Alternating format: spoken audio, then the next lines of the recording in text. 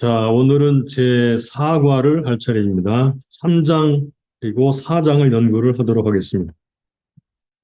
어, 관찰을 하는 과정이 여러 과정이 있는데 시간상 대략 다 생략하고 핵심 단어를 주로 중심으로 나눠보도록 하겠습니다. 여러분들의 교재 3번을 보시면 핵심 단어를 찾도록 되어 있죠.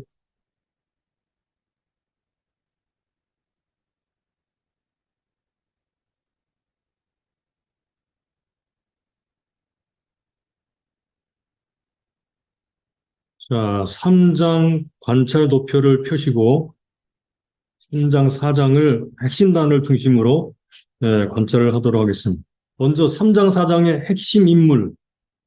자, 제일 처음에 나오는 사람이 바로 세례 요한이죠. 세례 요한. 자, 세례 요한의 이야기가 이제 1장 1절부터 쭉 나오면서 세례 요한이 회개하라 천국이 가까웠느니라 이렇게 선포하죠. 자, 회개하라 천국이 가까웠느니라. 그래서 회개를 강조하면서 세례를 베풉니다. 회개에 합당한 열매를 맺어라. 회개, 8절에도 회개가 나오죠. 그리고 10절에 또 11절에 회개케 나는 너희로 회개케 하기 위하여 물로 세례를 주거니와 그러면서 예수님을 내 뒤에 오시는 이라고 하면서 소개를 합니다. 예수님을 소개하죠. 내 뒤에 오시는 이는 나보다 능력이 많으시니 나는 그의 신을 들기도 감당치 못하겠노라. 그는 성령과 불로 너희에게 세례를 주실 것이요 손에 키를 들고 자기의 타작마당을 정하게 하사 알곡은 모아 곡관에 들이고 국정이는 꺼지 않는 불에 태우시리라. 네, 이렇게 세례 요한이 세례를 베풀죠. 세례를. 그래서 세례 베푼다는 말도 여기도 이렇게 나옵니다. 세례. 7절, 6절도 세례를 받더니 7절 세례를 베푸는데 세례 요한은 물로 세례를 주었다 그랬고요. 근데 예수님은 불과 성령과 불로 세례를 주십니다. 13절에 드디어 예수님이 등장하시죠. 13절 예수께서 갈릴리로서 요단강에 이르러 요한에게 세례를 받으려 하신대. 예수님의 세례. 그러자 요한이 내가 당신에게 세례를 받아야 할 터인데 내게로 오십니까? 이렇게 말합니다. 그래서 예수님이 계속 허락하라고 말을 하자 드디어 세례 요한이 세례를 베풀죠. 16절 세례를 받으시고 물 위에 올라오실 때 예, 하늘에서 하늘이 열리고 하나님의 성령이 비둘기같이 내려 자기 위에 임함을 보시더니 하늘로서 소리가 있어 말씀하시되 이런 내 사랑 아들이요 내 기뻐하는 자라 이렇게 이런 음성이 들립니다. 네, 이게 3장의 내용이에요. 세례 요한의 등장과 예수님의 세례받고 하늘에서 소리 듣는 이야기. 그리고 나서 이제 4장에 들어가면 또 다른 등장인물이 하나 나오죠. 누구죠? 마귀입니다. 마귀. 마귀에게 시험을 받으러 광야로 나가시죠. 40일을 금식을 하십니다. 세 번 시험을 받으시죠. 네, 요건 나중에 이제 다시 도표랑 볼 거니까 그때 다시 한번 자세히 보도록 하고요. 마귀라고 하는 말이 1절에 나오고 5절에도 나오죠. 네, 마태복음은 마귀라고 사용했습니다. 8절에도 마귀라는 말이 등장합니다. 마귀가 또 그를 데리고 그리고 10절에 가보면 예수님이 사탄이라고 말을 하죠. 사탄. 10절 예수께서 말씀하실 때 사탄아 물러가라. 사탄이라는 말을 씁니다. 기록되었을 때 주 너의 하나님께 경배하고 다만 그를 섬기라. 예, 마귀는 예수를 떠나고 마귀라는 말을 또 쓰고 있습니다. 천사들이 나와 수종드니라 그랬습니다. 자, 그리고 이제 세례 요한이 잡힌 뒤에 갈릴리로 가셨다가 다시 이제 나사렛으로 가시죠. 스불론 납달리 지경에 가서 복음을 전파하기 시작하는데 어, 이때 여기 보니까 15절 스불론 땅과 납달리 땅과 요단강 저편 해변길과 이방의 갈릴리여 흑암에 앉은 백성이 오고 큰 빛을 보았고 예수님을 큰 빛이라고 말씀했어요. 사망의 땅과 그늘에 앉은 자들에게 빛이 비추었도다. 이때부터 예수께서 비로소 여기 전파하여 가라사대 회개하라 천국이 가까웠느니라. 요거는 세례요한이 한 말과 똑같죠. 세례요한도 1절에 3장 2절에 회개하라 천국이 가까웠느니라 이렇게 했고요. 예수님도 처음에 복음을 전파하기 시작하실 때 회개하라 천국이 가까웠느니라 이렇게 했습니다. 예, 17절이 중요하죠. 그리고는 이제 제자들을 부르십니다. 이때 부름받는 제자가 예, 베드로, 안드레, 그리고 세베대 아들 야고보, 형제 요한 예, 이런 사람들을 부르시고 23절에 넘어가게 되면 예, 드디어 또다시 예, 천국 복음을 전파하셨다라는 말이 나오죠. 천국 복음을 전파하시며 우리 전파하시며 백성 중에 모든 병과 모든 약한 것을 고치시니 그 소문이 온 수리아에 퍼진지라 사람들이 모든 앓는 자 곧 각색병과 고통에 걸린 자 귀신 들린 자 간질하는 자 중풍병자를 데려오니 저희를 고치시더라. 갈릴리와 데가볼리와 예루살렘과 유대와 요단강 건너편에서 허다한 무리가 덮치니라 그랬죠. 예, 그래서 어, 여기 가르치다는 말을 뺐네요. 23절 회당에서 가르치시며 네, 요게 예수님의 삼중 사역이라고 불려지는 사역들입니다. 가르치시며 천국 복음을 전파하시며 고치시고 요 세 개의 사역이 예수님이 계속 하셨던 사역이고 제자들 사도들에게 하라고 명령하시고 권능을 주셨던 그런 사역이기도 합니다. 자, 이렇게 간단하게 관찰을 해보도록 하겠습니다. 자세하면은 뭐 한도 끝도 없는데 여러분들이 교재 나와 있는 대로 한번 쭉 해보시기를 바라고요. 좀 더 자세하게 공부를 하길 원하시는 분은 제가 전에 강의했던 영상이 있으니까 그거를 요청하시면 그걸로 공부를 하시면 되겠습니다. 자, 그러면 여러분들의 교재를 넘어가서 7번으로 가봅시다. 7번으로. 7번으로 가보면 3, 4장 전체 제목과 각 단락들의 제목을 정하라 그랬죠.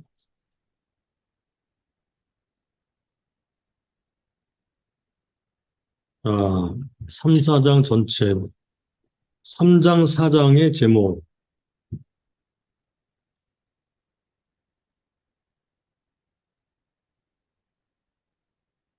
3장, 4장. 이것은 사역의 준비와 시작. 예, 그렇죠. 준비하고 시작하는 내용이 3장과 4장입니다. 그러면은 각 단락별로 3장 1절부터 12절. 여기는 세례 요한의 예수님 소개, 예, 여기에 들어있고요. 13절에서 17절까지는 예수님의 세례 받으시죠. 세례와 하늘의 소리, 하나님이 말씀하십니다. 예, 하늘이라고 했기 때문에 그냥 하늘이라고 표현하겠습니다. 그리고 4장 1절부터 11절, 예수님의 40일 금식, 금식과 마귀의 시험,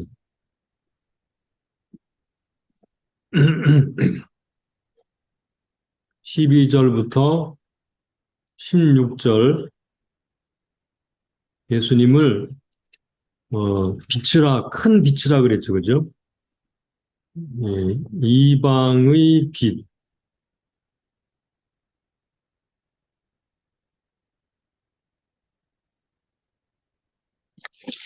예수 그리스도, 이방의 빛, 예수. 그리고 17절에서 22절,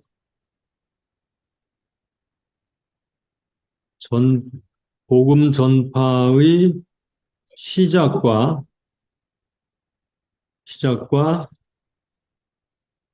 제자 부르심. 네, 간단히 요약을 하면 되는 거예요. 예, 뭐 여기는 서신서 같이 복잡하진 않으니까 내용을 요약하면 되겠습니다. 23절에서 25절 마지막 절, 삼중 사역들. 자, 삼중 사역이 뭔가요? 가르치고 전파하시고 그다음에 고치심.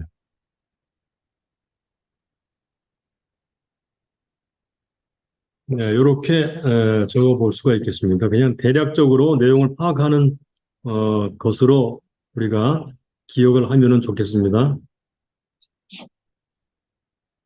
준비와 시작, 세례요한의 소개, 세례요한의 소개가 제일 처음에 나오고요.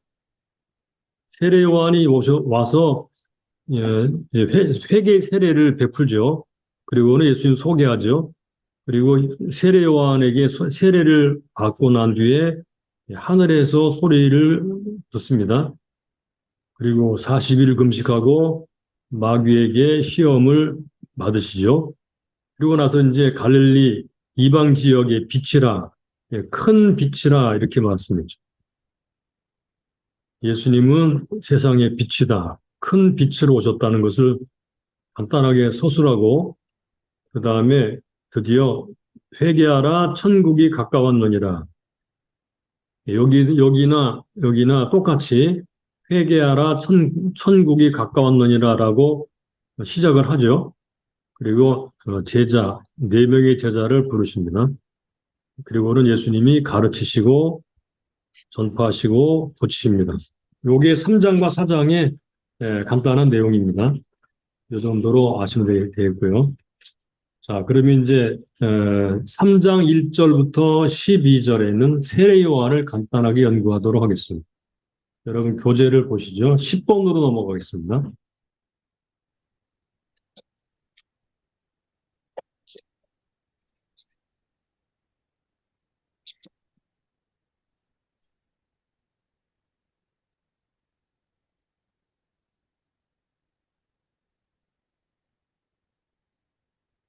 자, 10번을 보시면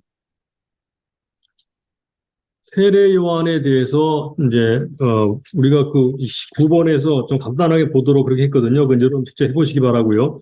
10번 세례 요한의 주요 사명 혹은 주요 사역이 무엇이었냐 그랬죠. 무엇이었을까요? 네, 이미 우리가 관찰할 때 보았던 것처럼 주의 길을 예비하는 것입니다. 그래서 처음부터 하는 그 선포가 회개하라 천국이 가까웠느니라 이렇게 말을 하죠. 주의 길을 예비하는 것. 주의 길을 예비하는 것이 뭘까요? 사람들을 회개시키고 회개의 세례를 주면서 예수님을 소개하는 거죠. 자, 그러면 세례 요한이 촉구했던 회개, 이 세례 요한의 이 회개에 대해서 간단하게 다시 한번 생각해 보도록 하겠습니다. 자, 이 세례 요한이 그 당시 종교 지도자들에게 복사의 자식들아 그렇게 말을 하잖아요, 그죠? 복사의 자식들아 회개하지 않으면 심판을 받는다 이렇게 말하죠. 그리고 하나님의 진노가 임박했다. 회개에는 합당한 열매가 필요하다. 그리고 혈통적 아브라함의 자손이라고 해서 여기 자동적으로 구원받는 것이 아니고 그것으로는 심판을 피할 수가 없다.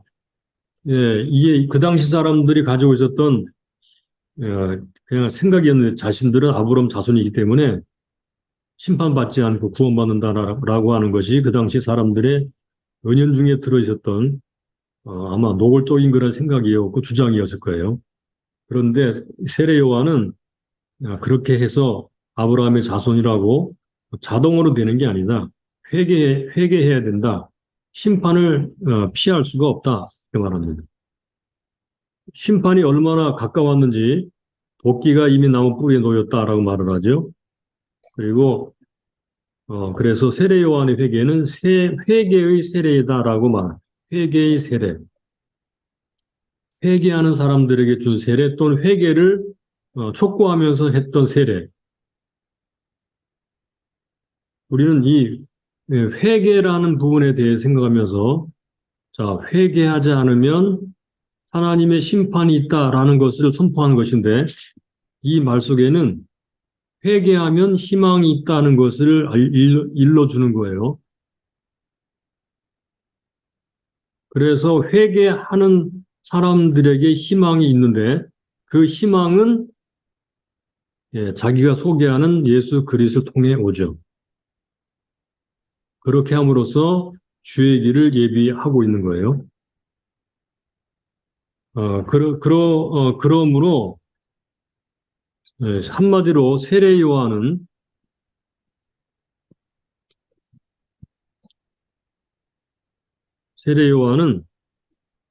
예수님을 가리키고 있는데 세례 요한의 손가락이 이렇게 누구를 가리키나요? 예수님을 가리키는 거죠. 예수 그리스도를 향해서 손가락을 이렇게 향해서 예수님을 가리키면서 바로 회개하고 예수를 믿는 것이 이 마지막 시대의 희망이다 라고 말을 하고 있는 거죠. 자, 세례 요한이 소개한 메시아, 세례 요한이 소개한 메시아는 어떤 분인가? 어떻게 표현했는지 볼까요? 첫째, 내 뒤에 오신다 그랬죠. 예수님은 세례 요한 뒤에 오시는 분이죠. 한 6개월 정도 늦게 태어났죠. 그리고 세례 요한이 먼저 사역을 시작한 다음에 그 뒤에 뒤따라 사역을 시작하신 분이 예수님입니다. 그래 내 뒤에 오시는 이에요. 그런데 내 뒤에 오시지만 나보다 능력이 많다 그랬죠. 나보다 능력 많으시니 자기는 물로 세례를 주지만 예수님은 성령과 불로 세례를 주시리. 성령과 불로 세례를 주신다 그랬죠. 그리고 손에 키를 들고 알곡은 곳간에 죽정이는 꺼지지 않는 불에 넣으시리. 최종적 심판을 하실 분이고 성령을 부어주실 분이고 세례 요한이 소개하는 분으로서 메시아를 지금 말씀을 하고 있습니다. 그래서 여기서 우리가 세례 요한에게서 우리에게 주는 중요한 메시지를 하나 적어본다면 이것입니다. 회개야말로 희망이다. 회개는 희망이다. 회개가 없는 것이 절망입니다.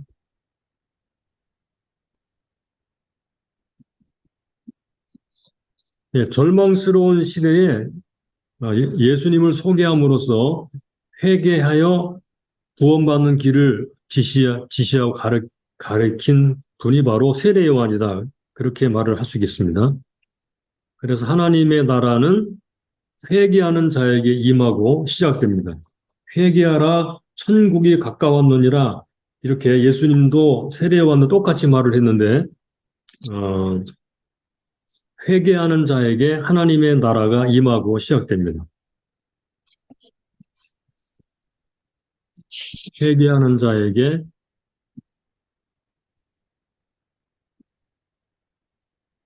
하나님의 나라가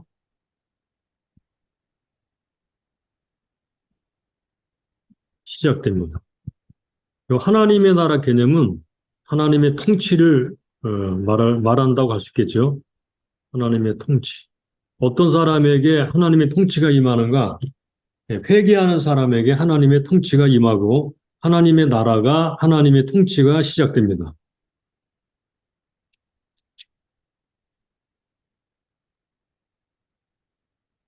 그리고 여기 불이라는 그런 말이 나오죠. 그죠? 불. 성령과 불로 세례를 주신다 그랬는데 이 불에 대해서는 좀 사람마다 좀 생각이 좀 차이가 있지만 그래도 몇 가지로 정리를 해보자면 자, 이 불은 어떤 이에게는 심판을 의미합니다. 심판을. 어떤 이에게는 뜨거움을 의미합니다. 뜨겁습니다. 성령 받았다. 그럼 뜨겁다고 그러자, 그죠? 근데 불로 하나님의 심판이 임합니다. 그래서 심판도 의미하고 뜨거움도 의미하고 세 번째는 불은 정화시킵니다. 정화를 의미합니다. 그래서 불을 통과하는 것들은 정화된다고 보았죠. 그리고 네 번째는 어떤 이에게는 불은 하나님의 임재를 말합니다. 자, 이거는 사도행전 2장 13절에 나오죠. 이렇게 좀 다양한 의미로서 불이 있기 때문에 문맥에 따라서 생각을 해야 될 거라고 보여집니다. 자, 그 다음 4번으로 가보면요. 세례 요한의 선포에는 하나님의 구원과 심판이라는 세례 요한의 선포에는 하나님의 구원과 심판이라는 중요한 메시지가 함축되어 있습니다. 하나님의 구원과 심판이라는 메시지가 함축되어 있다고 그랬어요. 1절에서부터 12절에 나오는 구원과 심판에 대한 메시지를 간단히 기록하라 했는데 1절부터 12절에 나오는 세례 요한의 구원과 심판에 대한 메시지. 자, 여기 보면은 나중에 자료를 드릴 테니까 좀 자세히 보기를 바라고요. 여기 회개하라. 회개하고 하나님이 보내신 이를 믿으면 구원을, 회개하지 않으면 하나님의 심판을 면치 못할 것이다. 이 이야기죠, 그죠? 종말론적으로 구원과 심판이 긴박하게 도래했다. 종말론적으로 구원과 심판이 긴박하게 도래했는데, 자, 누구로부터 시작되죠? 바로 예수 그리스도로부터 시작됩니다. 그러므로 회개하고 예수를 믿으면 구원을 받고 그렇지 않으면 심판을 받는다. 나는 바로 이 예수 그리스도를 소개하러 왔다. 이 말입니다. 그러니까 지금 이 세례 요한은 단순히 종교 제도 안에 머무르거나 관습, 혈통이 심판을 막아주진 못한다는 거예요. 종교 제도나 관습이나 혈통, 아브라함의 혈통이나 이런 것들이 심판을 막아주지 못한다. 이거는 그 당시 사람들에게 정면 도전이었습니다. 그죠? 예. 이건 역시 우리들에게도 마찬가지예요.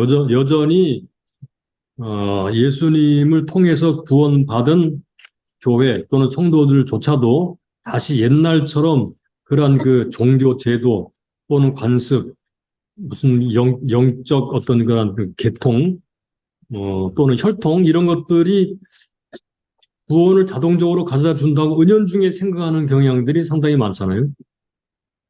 지금도 그래서 세례요한은 우리에게 정면으로 도전하면서 회개하라고 말씀합니다. 회개.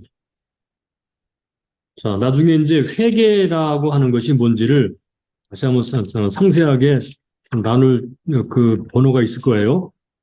우리가 그때 좀 다시 나누기로 하고,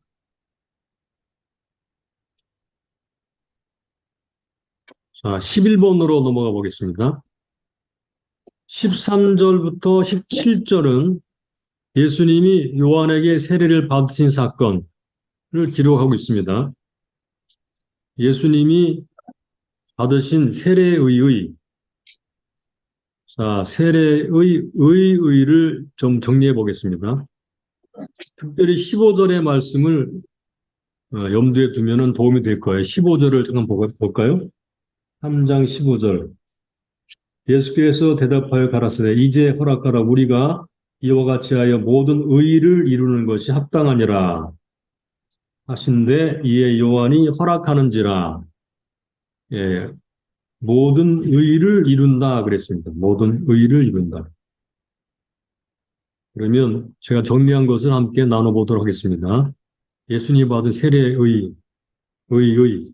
자, 첫째, 죄가 있어서 받은 것이 아니죠. 예, 다른 사람들은 회개의 세례를 함으로써 세례를 받음으로써 자신들의 죄를 인정하고 자복하는 의미가 있었는데 예수님이 받은 것은 죄가 있어서 받은 것이 아니고, 예, 여기 중요한 그런 의의가 있습니다. 죄인들과 자신을 동일시하는 것. 예, 요거 기억해 두시죠. 동일시. 죄인들과의 동일시라는 의미가 있습니다. 첫째, 죄인들과의 동일시, 자신의 동일시. 자, 두 번째, 우리가 모든 의를 이룬다라고 말씀을 했죠, 그죠? 여기 의를 이룬다. 요거 의라는 말은요, 마태복음의 핵심 개념들 중에 하나예요. 의라는 말이. 요거는 온전히 하나님의 뜻에 따라 행하는 것, 윤리적인 면에서나 구속사적인 면에서 그런 거예요. 온전히 하나님의 뜻에 따라 행하는 것. 그래, 우리가, 당신이 나에게 세례를 주고 내가 세례를 받는 것이, 우리가 온전히 하나님의 뜻에 따라 행하는 것이다. 이런 말이죠. 그래서 우리가 모든 의를 이룬다라는 말씀을 통해 예수님이 받은 세례의는 즉 점령군의 총사령관으로 오는 메시아가 아니라 하나님의 뜻을 따르는 순종적 방식으로 오시는 메시아, 즉 종으로서의 메시아임을 얘기해 주고 있습니다. 죄인들과 동일시하고 자신은 하나님의 종으로서 하나님께 순종하는 자가 되는 것. 이게 이제 두 번째 의의고요. 세 번째, 여기 우리가라는 말을 사용하죠. 우리가라는 말을 통해 하나님의 뜻을 이루기 위해 각자 역할을 충실히 수행하여야 한다는 것을 보여줍니다. 각자 역할. 우리가 모든 의를 이룬다라고 말을 함으로써 예수님만 이루는 게 아니고 세례 요한도 이루는 거죠. 그래서 하나님께 순종함으로써 하나님의 뜻을 이루는 각자 역할을 충실히 수행해야 된다는 걸 보여주고 있어요. 각자 역할이 있습니다. 그 다음에 네 번째, 이 예수님의 세례를 통해서 예수님의 사역이 이제 공식적으로 시작되었다라는 사실을 알려줍니다. 공식적으로 시작되었다. 그리고 다섯 번째로, 자, 이 장면을 통해서 성부, 성자, 성령이 함께 등장을 하죠. 예수님이 세례를 받으시고 비둘기 같이 성령이 임하시고 하늘에서 소리가 들려오고 그래서 성부,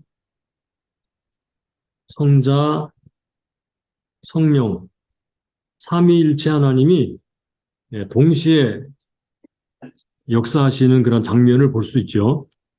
그래서 다섯 번째 의의는 삼위일체로 당신을 계시함으로써 인류를 구원하시려는 하나님의 뜻을 알려줍니다. 삼위일체 하나님이, 삼위 하나님이 인류를 구원하시려고 하신다라는 사실을 드러내셨다는 거예요. 자, 이렇게 세례를 받으신 후에 나타난 현상 세 가지. 자, 첫째, 하늘이 열렸다 그랬죠. 하늘이 뭐야? 열리다, 하늘이 어? 열리다라는 표현은, 하늘이 열리다는 표현은 구약에 흔히 나오는 뭐라고? 표현으로서 하나님의 계시나 보살피심과 관련되기도 합니다. 하늘의 열림은 예수 그리스도 안에서 하나님께서 인간으로 현존하심으로써 인간 역사에 개입하심을 인간 역사에 개입하신다는 거예요. 그 다음에 두 번째는 하나님의 성령이 여기 비둘기 같이 내렸다 그랬죠. 비둘기는 뭘 의미할까요? 뭐 여러 가지 말이 있는데 보통은 비둘기는 평화를 의미하기도 하죠. 어떤 사람들은 비둘기는 새로운 창조를 상징한다라고도 말을 하고요. 어, 어떤 사람들은 평화를 의미한다 그렇게 말하기도 합니다. 근데 아마 비둘기는 평화라고 보는 게 더 마땅하지 않을까 생각이 돼요. 아무튼 어, 여기 비둘기는 성령님의 임재의 상징이지요. 성령님이 비둘기 형상으로 나타나시고 임하십니다. 그러니까 비둘기는 성령의 상징입니다. 여기서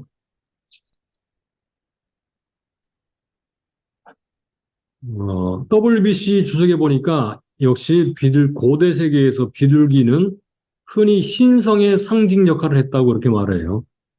여기 지금 본문에서도 비둘기는 성령님의 상징입니다.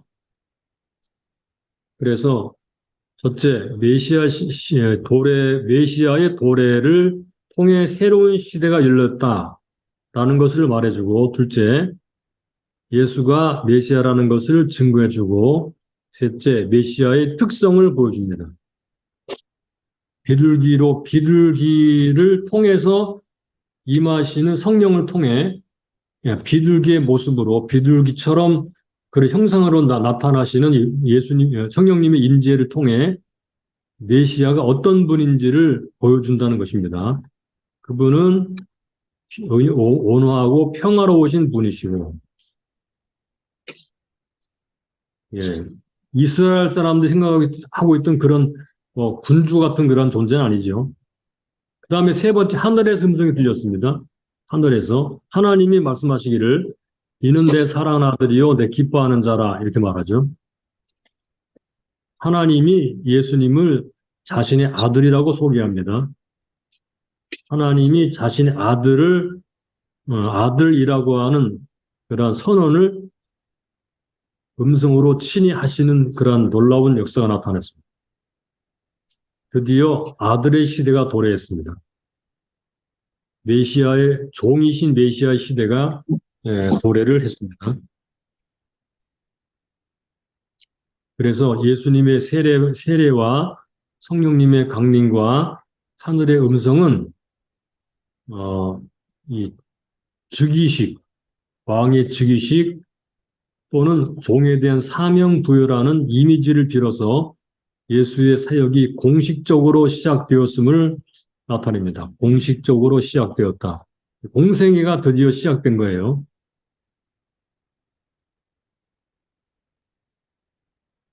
자, 그 다음에 넘어갑니다. 자세한 거는 나중에 자료 드릴 테니까 한번 읽어보세요. 13번으로 가보겠습니다. 자, 여기부터는 이제 4장 1절에서 11절 연구인데요. 예수님이 사단에게 시험 받으신 이야기죠. 자, 13번을 한번 문제를 보겠습니다. 예수님께서 사단에게 시험 받으신 이야기는 압달락의 요한에게 세례를 받은 사건과 관련되어 있습니다. 예수님은 세례 받으실 때 예수님은 세례 받을 때 성령을 받으셨습니다. 그리고 하나님의 아들이라는 하나님의 선언을 들으셨습니다. 이 두 이야기를 연결한 핵심 단어는 하나님의 아들입니다. 예수님이 성령에 이끌려 광야에서 사단에게 시험받은 사건은 이스라엘의 광야 사건과 흡사합니다. 이스라엘의 광야 사건과 흡사하다는 말이에요. 애굽에 수출된 이스라엘은 광야에서 시련을 당합니다. 하나님의 아들인 이스라엘은 그런데 광야에서 실패하죠. 그러나 하나님의 아들이신 예수님이 어떻게 하나님의 아들됨을 드러내는지에 대한 이야기가 4장 1절에서 11절이 기록한 이야기입니다. 자, 다시 한번 여기 중요한 대목입니다. 하나님의 아들이신 예수님이 어떻게 하나님의 아들됨을 드러내는지에 대한 이야기, 이게 시험받는 이야기다 그 말이죠. 예수께서 사단에게 대답하신 말씀들은 신명기 6장에서 7장, 8장을 배경으로 하고 있습니다. 예수님은 이스라엘이 광야에서 극복하지 못했던 시험을 재현하시면서 당당히 시험에서 승리하심으로 하나님의 아들이심을 분명하게 입증하셨습니다. 이 이야기는 예수님이 당하신 시험과 예수님의 승리에 국한되는 것이 아닙니다. 마태복음을 읽는 과거, 현재, 미래의 예수님을 하나님의 아들이라고 믿는 모두에게 해당되는 말씀입니다. 우리가 어떻게 하나님의 백성으로 살아가야 하는지 중요한 원리를 보여주는 말씀이 되겠습니다. 네, 그렇죠. 여기 좀 문제 설명을 좀 길게 했는데 이 안에 중요한 핵심 내용들이 들어있어서 제가 읽어보았습니다. 자, 그러면 14번으로 넘어갈까요? 이제 내용을 보겠습니다. 자, 도표가 하나 나오죠, 그죠? 여러분들이 도표에다 다 채워 넣으셔야 되는데 제가 준비한 것을 함께 나눠보도록 하겠습니다. 첫 번째 시험, 1절로 4절까지입니다. 첫 번째 시험. 상황이 주어지죠. 예수께서 40일을 밤낮으로 금식하신 후에 줄이셨다 그랬죠. 신명기 8장 2절에서 이스라엘은 40년 동안을 광야에서 생활했습니다. 이때 마태복음 4장 3절 마귀의 시험과 의도, 마귀의 시험과 의도, 시험하는 자가 나와서 가로되 내가 만일 여기 하나님의 아들이거든이라고 말을 하죠. 그죠? 바로 앞 단락에서 예수님이 세례 요한에게 세례를 받으시고 올라오실 때 하늘에서 뭐라고 말을 했나요? 이는 내 사랑하는 아들이요 내 기뻐하는 자라 그랬죠. 하나님의 아들이심을 선언했다 그랬죠. 그런데 마귀도 역시 말하기를 내가 만일 하나님의 아들이거든 이라고 말을 합니다. 명하여 이 돌들이 떡덩이가 되게 하라. 즉 메시아의 능력을 자신의 배를 채우는데 사용함으로써 하나님께 순종하지 못하게 하는 것, 메시아의 능력을 자신의 배를 채우는데 사용하여라 그랬어요. 그랬더니 예수님이 대답하시죠. 4절 예수께서 대답하여 가라사대 기록되었으되 사람이 떡으로만 살 것이 아니요 하나님의 입으로 나오는 모든 말씀으로 살 것이라 하였느니라. 불복하지 않으셨죠, 그죠? 인용된 성경 구절이 여기 나옵니다. 신명기 8장 3절이에요.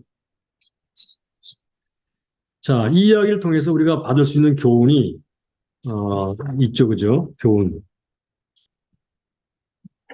우리가 떡으로만 사는 인생이 되어서는 안 된다는 것입니다. 하나님의 말씀으로 살아가는 인생이 되어야 된다는 거예요. 자, 여기서 우리는 첫 번째 시험에서 육체의 정욕을 따라서 살아갈 것인가 하는 문제예요. 여기서 무엇으로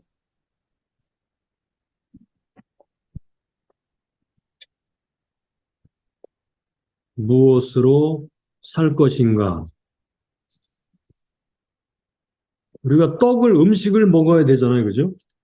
근데 사람은 음식만으로 사는 게 아니고 사람은 영적인 존재이므로 영의 양식, 말씀으로도 살아가야 된다. 무엇을 먹을 것인가? 떡만 먹어서는 안 된다는 얘기죠. 그런데 광야 시대 때 이스라엘은 이 하나님 말씀으로 살아가야 된다고 하는 중대한 교훈을 받았음에도 불구하고 그렇지 못해서 항상 먹는 것 때문에 방황하고 원망하고 하나님 시험하고 그랬죠. 그런데 예수님은 여기에서 승리하셨습니다. 자, 다시 두 번째 시험 5절로 7절까지. 상황이 어디 있냐? 장소는 거룩한 성전 꼭대기예요. 자, 마귀가 말합니다. 4장 6절 가로되 내가 만일 역시 똑같이 하나님의 아들이어든 그랬죠. 뛰어내리다 기록되었으되 저가 너를 위하여 그 사자들을 명하시리니 저희가 손으로 너를 받들어 발이 돌에 부딪히지 않게 하리로다 하였느니라. 요거는 사탄은 성경의 맥락을 왜곡했어요. 그래서 자신 입증하는데 하나님을 동원하도록 여기 맥락, 이 문맥을 따라서 성경 읽는 게 그래서 굉장히 중요한 것입니다. 문맥을 따르지 않으면 사단에게 오히려 이 구절로 미혹을 당할 수가 있다 하는 것을 보여주죠. 그러나 예수님은 여기에 넘어가지 않으셨습니다. 4장 7절 주 너의 하나님을 시험하지 말라 하였느니라 이렇게 말씀하시죠. 하나님을 시험하지 말아라. 신명기 6장 16절에서는요. 마사에서 하나님을 시험했죠. 하나님을 시험했어요. 하나님이 살아계시면 이렇게 시험했죠. 그런데 예수님은 하나님을 시험하지 않았습니다. 자신의 능력을 입증하기 위해서 하나님이 어떤 분으로 드러나도록 그렇게 하지 않으셨어요. 자, 여기서 우리가 알 수 있는 그런 교훈이 있는데 자신의 지위나 능력을 입증하기 위해 하나님을 종으로 사용하는 죄를 짓지 말아야 한다는 것입니다. 고난을 받는다 하더라도 하나님을 신뢰하고 순종해야지 하나님이 자신이 어떤 존재라는 것을 보여주는 그런 종과 같은 그런 존재로 전락시키면 안 될 거예요. 그러니까 우리는 여기서도 배울 수 있는 중요한 교훈은 이거 누가 종이냐 하는 문제, 누가 종이냐, 어떻게 할 거야? 예, 누가 종이냐, 그게 저러면 저런 애가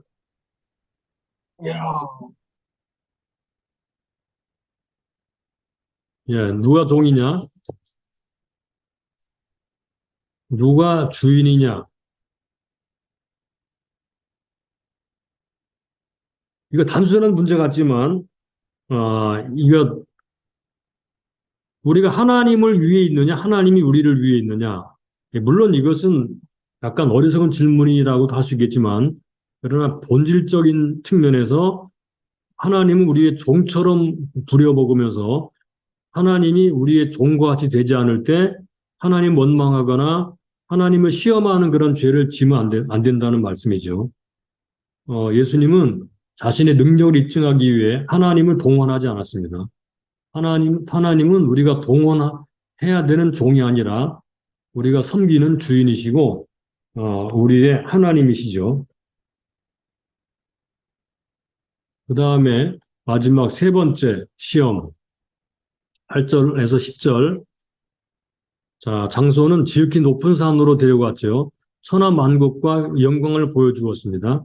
그리고는 이렇게 말합니다. 4장 9절. 만일 내게 엎드려 경배하면 이 모든 것을 내게 주리라. 이 모든 것. 천하 만국이죠. 세상의 모든 나라를 말합니다. 자기에게 경배하여야 세상에서 부귀영화를 받는다. 이렇게 말을 했어요. 이때 예수님은 10절에서 사탄아 물러가라. 기록되었으되 주 너희 하나님께 경배하고 다만 그를 섬기라 하였느니라. 경배는 하나님만 받으셔야 된다. 하나님만 섬긴다는 말이죠. 이것도 신명기 6장 13절에 나오는 말씀이에요. 자, 여기는 마지막 세 번째 교훈을 보면요. 역시 이것도 무엇을 섬기며 경배할 것인가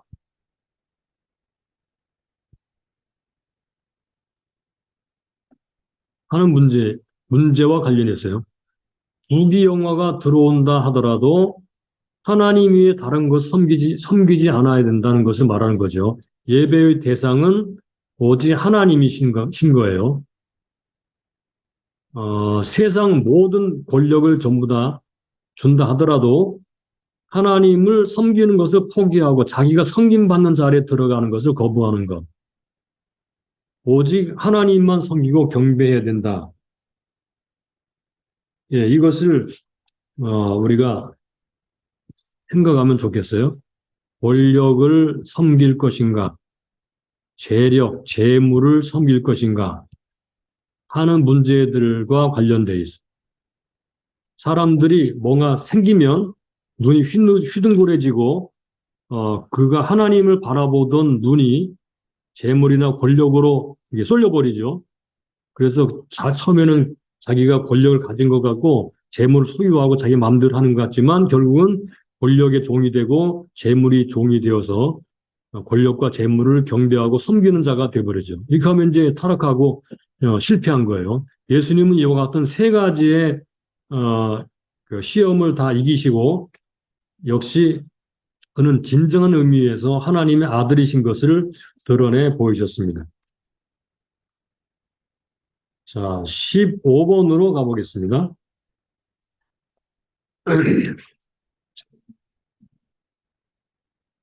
4장 12절에서 16절. 어떤 말씀이 성취되었다고 말씀하고 있나요? 요거, 이사야서 9장 1, 2절에서 한 말씀이 성취되었어요.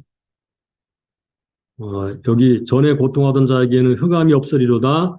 옛적에는 여호와께 스불론 땅과 납달리 땅으로 멸시를 당하게 하셨더니 후에는 해변길과 요단 접힌 이방의 갈릴리를 영화롭게 하셨느니라.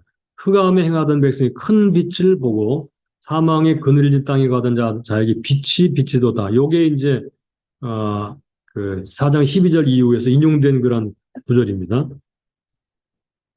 예수님은 여기서 분명히 말씀하죠. 빛이다. 이방의 빛이다. 예수님은 큰 빛이시다. 예수님은 세상에 빛으로 오셨다는 것을 말합니다. 그래서 어두움과 사망은 물러가고 죄와 죽음의 절망에 살던 자들이 빛을 보게 됩니다. 그러므로 소망이 생기게 되죠. 빛은 사람들에게 소망을 가져다 줍니다.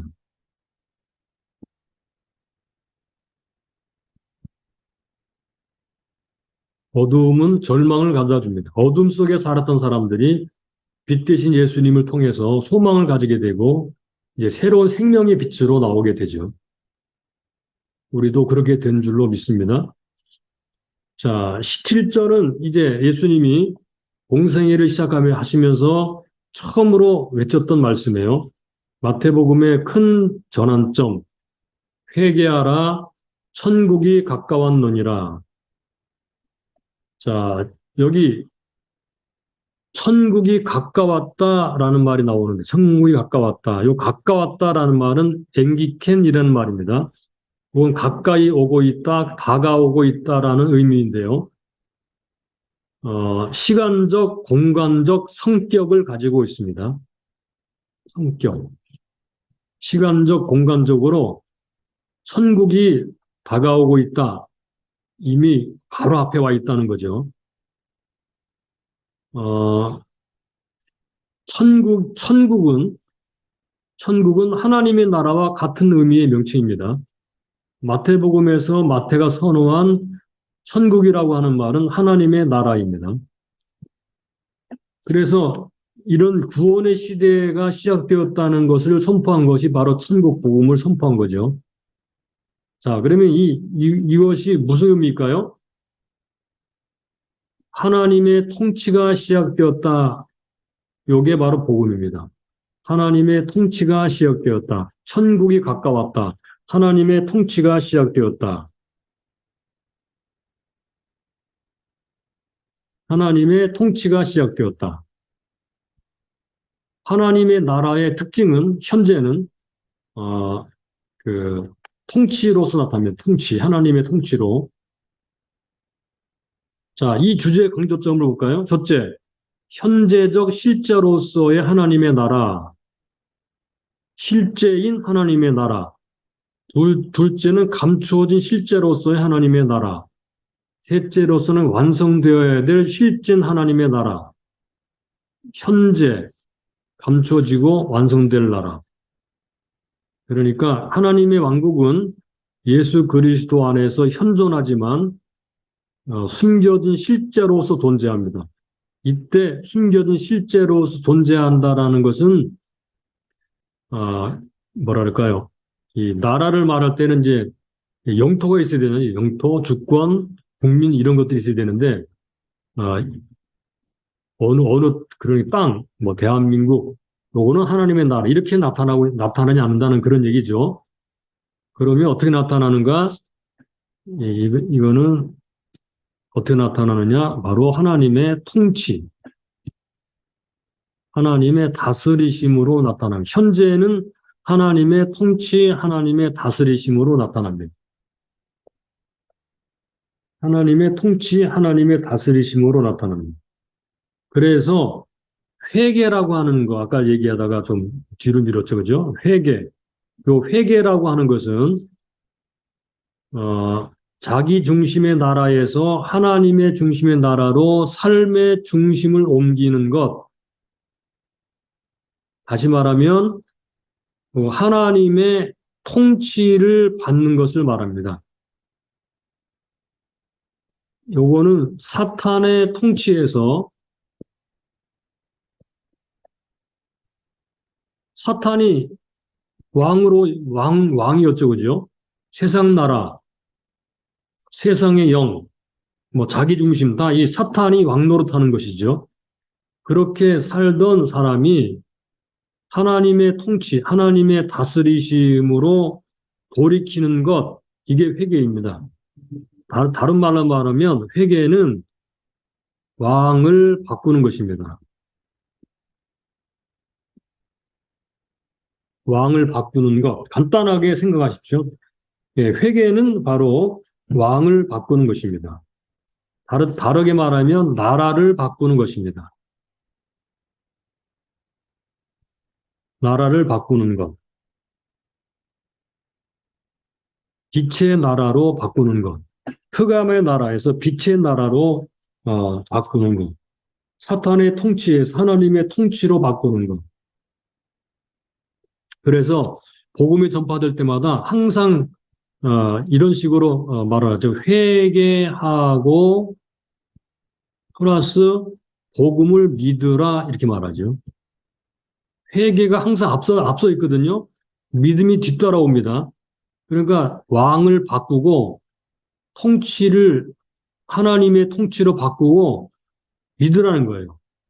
이거는 뭐 앞서거나 뒤서거나 할 수 있다고 생각할지 모르지만 개념상 회개해야만 믿음이 생기게 돼요. 이 믿음은 바로 예수 그리스도를 믿는 믿음이고 하나님의 나라를 믿는 믿음이죠. 마음이 돌이키지 않았는데 믿는다는 것은 힘들죠. 그래서 마태복음 3장, 4장에서 제일 먼저 등장하는 말이 뭐냐면 세례 요한도 그랬죠. 회개하라 천국이 가까웠느니라 이렇게 말을 했고요. 예수님도 똑같이 회개하라 천국이 가까웠느니라. 다른 성경에서는 회개하고 복음을 믿어라 이렇게 말을 했죠. 자, 요거를 꼭 기억하세요. 회개 플러스 믿음.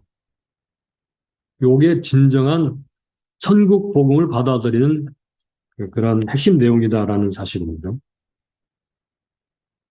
자, 17번으로 가보겠습니다. 4장 18절에서 22절. 예수님이 제자들을 부르신 얘기죠. 자, 이거는 사람 낚는 어부가 되리라. 사람 낚는 어부. 예수님 부르심은 절대적 부르심이기 때문에 예, 즉각적으로 응답해야 되고 전에 사랑했던 모든 것을 버릴 수 있어야 되고 가치관에 근본적이고 혁명적인 변화가 일어나야 되고 그리고 사람을 낳는 어부가 되는 사명을 가지게 된다는 것 예, 이것을 알 수가 있습니다. 자, 마지막 단락 23절로 25절 예수님의 사역의 요약이죠. 천국 복음은 무엇입니까? 그랬어. 천국 복음. 자, 천국 복음에 대한 예수님의 사역 간단하게 정리해 보겠습니다. 천국 복음은 바로 회개하라 천국 가까웠느니라 예, 하나님의 나라 복음 하나님이 통치하신다 하나님께로 돌이켜라 이런 이야기들이죠. 천국 복음은 예수 그리스도의 복음입니다. 예수님은 천국 복음을 가르쳤습니다. 그러니까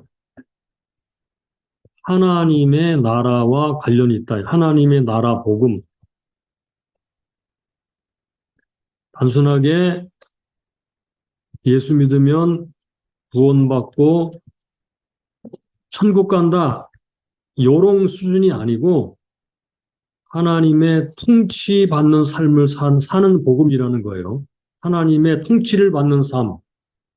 하나님의 나라의 통치 안에 들어가는 삶. 이게 천국 복음이에요. 예수님은 천국 복음을 가르치셨습니다. 그죠? 예수님은 천국 복음을 전파하셨습니다.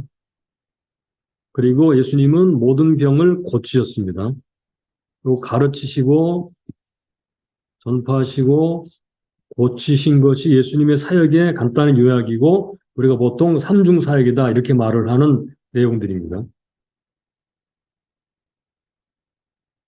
자, 이런 것을 보면 우리는 한 두 가지만 정리하고 오늘 강의를 마무리 짓도록 하겠습니다.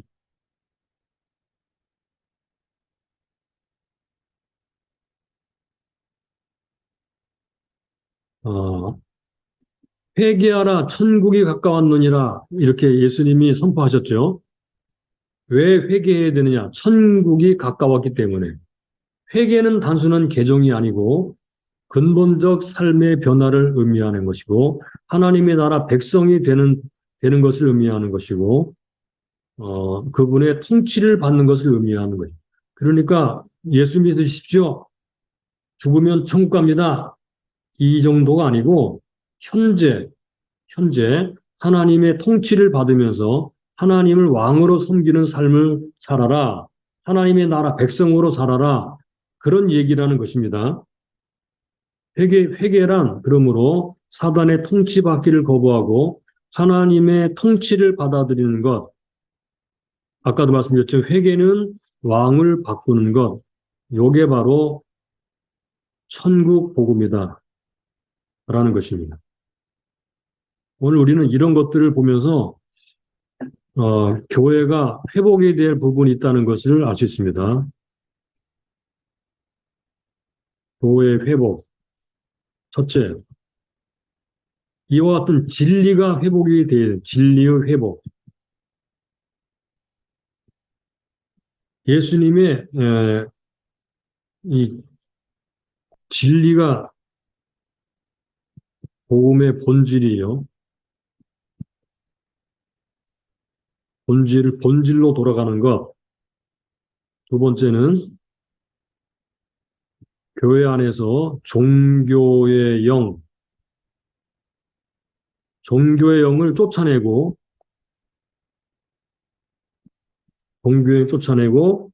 성령의 능력을 회복해야 된다는 거예요.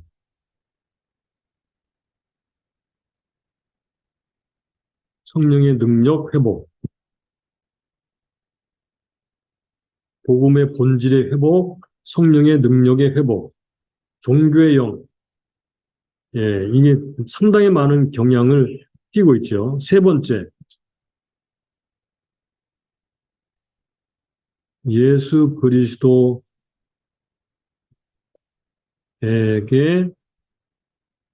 초점을 회복하는 것. 초점은 예수님에게 있는 거예요. 예수님에게.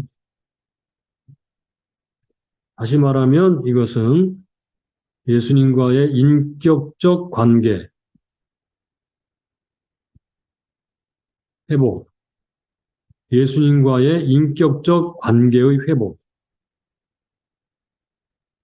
이 인격적 관계가 없는 곳에서는요, 항상 종교의 영이 역사합니다.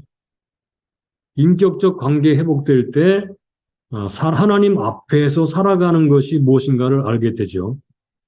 제가 볼 때 대략 이렇게 교회는 오늘날 교회가 상당히 많은 부분에서 이 세 가지 측면에서 회복이 되어야 된다고 생각합니다.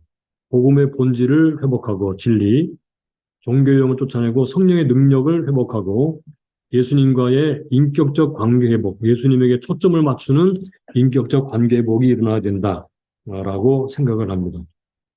오늘 말씀 우리가 한 가지 회개하라 천국이 가까웠느니라 라고 하는 이 천국 복음의 실제가 무엇인지 하나님의 통치가 무엇인지 생각해보는 그런 시간이 되었으면 좋겠습니다.